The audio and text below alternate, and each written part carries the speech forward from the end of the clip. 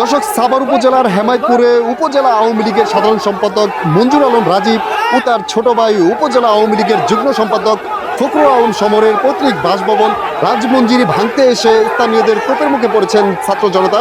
একটু জানিয়ে রাখি, এই বাসভবনে কিন্তু রাজীব সমর বসবাস করলেও গত বছরের 5 আগস্টের পর থেকে তারা কিন্তু পলাতক রয়েছেন।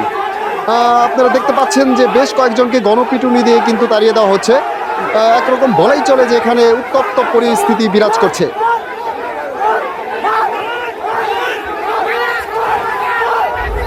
আপনারা দেখতে পাচ্ছেন যে যেভাবে পারছে সেভাবে কিন্তু দৌড়ে পালাচ্ছে, এবং আপনারা দেখতে পাচ্ছেন যে একজন মুসল্লি কিন্তু কয়েকজন ছাত্র জনতার উপরে হাত তুলছে এবং কি তাদেরকে বাধা দিচ্ছে। আপনারা দেখতে পাচ্ছেন সরাসরি বাংলাদেশ টাইমস থেকে আমি মনির হোসেন যুক্ত রয়েছি সাভারের হেমায়তপুর থেকে।